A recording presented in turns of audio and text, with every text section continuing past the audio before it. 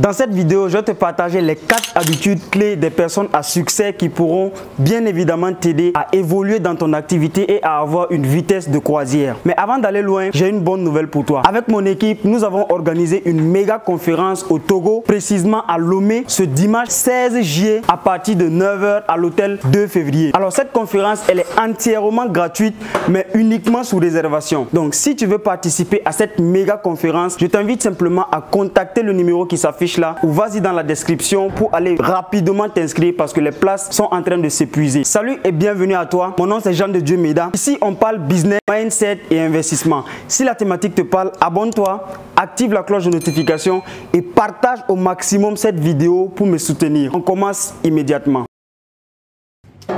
Quelles sont les aptitudes que vous devez avoir pour développer un réseau? Moi, j'ai commencé à développer mon réseau depuis l'année passée. Ça fait à peine 1 an.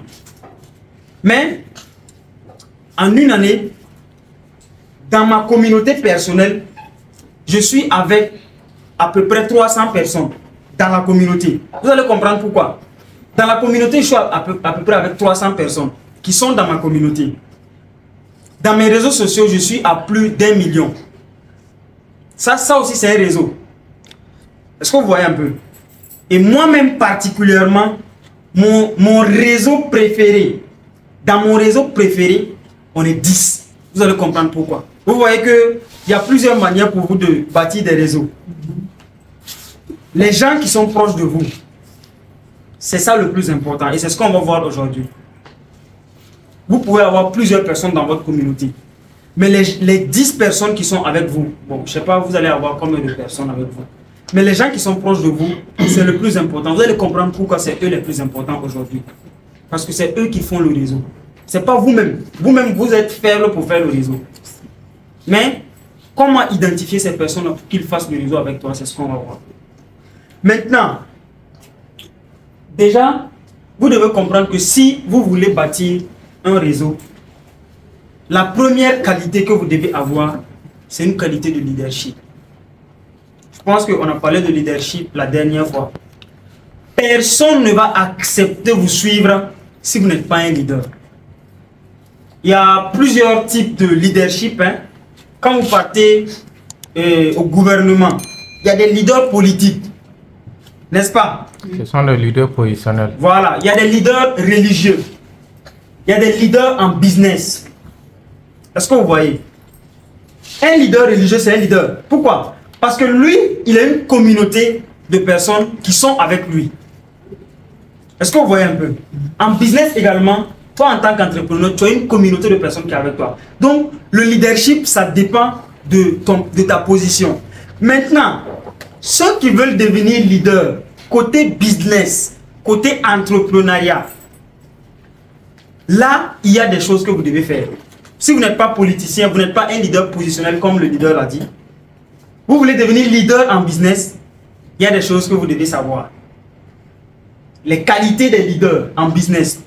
Peut-être si vous connaissez ces qualités-là, vous allez les appliquer et avoir ces aptitudes pour attirer les bonnes personnes dans votre vie et dans vos activités. Et ce que j'aimerais vous faire comprendre aujourd'hui, c'est que beaucoup ont une mauvaise définition du leadership. Parce que très souvent, quand on demande à quelqu'un qu'est-ce qu'un leader, qu'est-ce que les gens répondent? Qui peut me dire que ce n'est pas un leader? Généralement, celui qui est devant. Celui qui est devant. Donc, vous voyez. Donc, on dit que le leader, c'est celui qui est devant. Ça veut dire que quand tu dis que quelqu'un est devant, c'est comme si c'était devenu une dictature. C'est comme si c'est lui qui est. À tout moment, c'est lui le premier. Non. Le leader, écoutez-moi très bien. Le leader dans un groupe, c'est la personne qui est capable de faire sortir le potentiel des autres. Si vous voulez devenir des leaders en business, vous devez être capable de faire sortir le potentiel des personnes qui vous entourent. Ça veut dire que les personnes qui vous entourent, à chaque fois, ces personnes-là doivent se sentir grandies. Sinon, ils vont fuir vous laisser. Ça veut dire que si vous êtes tout le temps, vous voyez, nous sommes tout le temps avec Justin, parce que c'est notre leader, n'est-ce pas? La raison pour laquelle on est tout le temps avec lui, c'est parce qu'on a l'impression qu'avec lui, tout le temps, on grandit. Tout le temps, on apprend quelque chose de nouveau. Tout le temps, on se développe. Et ça influence positivement notre vie. Donc, si vous voulez impacter les gens, vous voulez devenir des vrais leaders, pas des leaders positionnels, vous devez être capable de faire sortir le potentiel des gens qui vous entourent. Quand quelqu'un est à côté de vous, la personne doit se sentir grandi. Si la personne n'apprend pas, la personne ne se développe pas, je vous assure que vous avez 1 mois ou 2 mois pour que la personne vous laisse, pour aller voir d'autres personnes. Il suffit que la personne voit peut-être le leader contemporain ou bien Justin pour disparaître. Parce que eux, ce sont des leaders qui font sortir le potentiel des personnes qui les entourent. Quand tu vois une personne, tu l'identifies, tu lui dis, bon, toi, tu es capable de faire ça. Donc, ton potentiel là, on va faire sortir ça. Donc, tu vois que quand tu fais ça, tu lui permets de grandir et il ne peut jamais partir te laisser parce que c'est toi qui l'amène à réussir en quelque sorte. Mais le problème, c'est que beaucoup de personnes ont des gens dans leur réseau. Ils ne veulent pas que ces personnes-là grandissent plus que eux. Ça veut dire qu'ils sont d'accord pour qu'ils grandissent, mais pas plus que eux. On aime dire que si ton enfant n'a pas fait mieux que toi, c'est que tu as été un mauvais père. C'est la même chose avec les avions. Ceux qui ont commencé à fabriquer les avions, ils ont raté. C'est la génération prochaine qui est venue améliorer et faire sortir les meilleurs avions aujourd'hui. Donc, ça dit que si les gens qui vous entourent ne sont même pas meilleurs que vous, vous n'êtes pas un bon leader. Voilà pourquoi, si vous pensez que le leader c'est la personne qui est devant les gens, vous avez raté. Est-ce que vous avez compris un peu la définition du leadership? Donc, il y en a qui vont me dire que, ok, Jean de Dieu, c'est vrai, tu nous as dit que le leader, c'est la personne qui sait faire sortir le potentiel des gens. Mais maintenant, comment faire en sorte que les gens même déjà puissent être avec moi? N'est-ce pas? Oui. Comment faire en sorte que des gens veuillent travailler avec moi, dans mon équipe? Et comment faire en sorte que ces personnes-là acceptent qu'on avance ensemble? Parce qu'il faut qu'ils soient là avant que tu fasses sortir leur potentiel. N'est-ce pas? Et pour ça, il y a des qualités que vous devez développer. Et aujourd'hui, nous allons parler, nous allons brosser ces qualités. Et vous allez développer chacun et chacune ces qualités. Vous allez voir, en 1 semaine, 2 semaines, 1 mois, 2 mois, vous allez commencer à attirer les bonnes personnes dans votre vie. Si et seulement si vous développez ces qualités. Sinon, ça va être compliqué pour vous. Est-ce qu'on se comprend? Oui. Les 4 qualités des leaders performeurs. Est-ce que tout le monde voit ça au tableau? Oui. Est-ce que vous voyez ce jeune homme-là qui est en train de se... Vous voyez un peu? Ok. Un leader, la première bonne qualité des leaders, c'est qu'ils sont disciplinés. Et pour vous, c'est quoi la discipline? Je vais poser la question à quelqu'un. C'est quoi la discipline pour vous? Qui peut répondre? Pour vous, c'est quoi la discipline? Personne ne peut répondre à ça. Dans ma compréhension, la discipline, c'est le fait d'être humble. Le fait d'être humble. Moi, la discipline, c'est exécuter les tâches que tu dois faire, même si tu ne veux pas le faire. Ok, super. Très bonne réponse plutôt. Donc, la discipline, ce n'est pas forcément l'humilité. L'humilité et la discipline sont différentes. On peut être humble et ne pas être discipliné.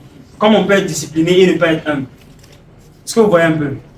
Mais la discipline, c'est votre capacité à faire quelque chose même quand vous n'avez pas envie. C'est-à-dire qu'il y a des jours quand vous vous levez, vous avez juste envie de vous reposer. Qui n'a pas envie de se reposer? Tout le monde a envie de se reposer, n'est-ce pas? Mais les vrais leaders, c'est des personnes qui, lorsqu'ils commencent quelque chose, il n'y a rien qui va faire en sorte qu'ils vont arrêter. Voilà pourquoi vous devez, à la base, être discipliné. Et c'est comme ça, à travers votre discipline, que d'autres personnes n'arrivent pas à être disciplinées. Ils vont voir la discipline que vous avez. Et c'est ça qui va les attirer dans votre vie. Je prends un exemple. Il y a des fois, je n'ai pas envie de faire des vidéos YouTube. Je vous assure. c'est très compliqué parce que souvent je me lève, je suis fatigué, j'ai juste pas envie de faire de vidéos. Mais je me dis non, tu as décidé de faire 2 vidéos par semaine. C'est toi qui as dit depuis le début. C'est toi qui as dit non. Depuis le début que tu vas faire 2 vidéos, non. Dans le but d'avoir une communauté d'à peu près 100 000 abonnés en une année et quelques, n'est-ce pas? Donc chaque jour que Dieu fait, quand je me lève, il y a ça dans mon programme. C'est-à-dire que si je me lève en une semaine, que je le veuille ou pas, les 2 vidéos, je vais les faire. Et c'est comme ça, beaucoup de personnes n'arrivent pas à comprendre comment lui, là, il arrive à tenir. On ne comprend pas comment il fait pour tenir, alors que tout le monde sait que c'est difficile. C'est comme quelqu'un qui part au sport. C'est-à-dire que si tu veux développer des muscles, des trucs au sport, si tu n'es pas discipliné, tu vas commencer et puis tu vas arrêter. La motivation seule ne peut pas te permettre d'attirer les gens. Les gens ont besoin d'être disciplinés. C'est-à-dire que moi, à l'heure là, j'ai envie de réussir. Je sais que la réussite, ça demande la discipline.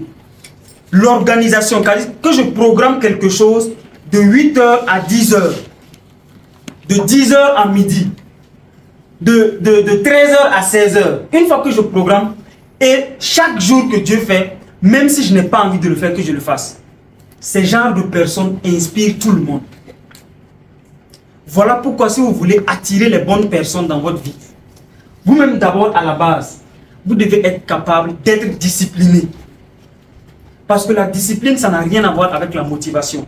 La motivation fluctue. Aujourd'hui, tu es motivé, demain, tu n'es pas motivé.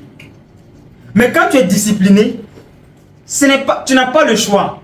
Tu as dit que tu vas... C'est-à-dire, si tu nous dis que tu vas faire 5 ou 10, on veut te voir faire les 5 ou 10. C'est les personnes disciplinées, ils arrivent à attirer les gens dans leur vie. Parce que tout simplement, ils font ce qu'ils disent.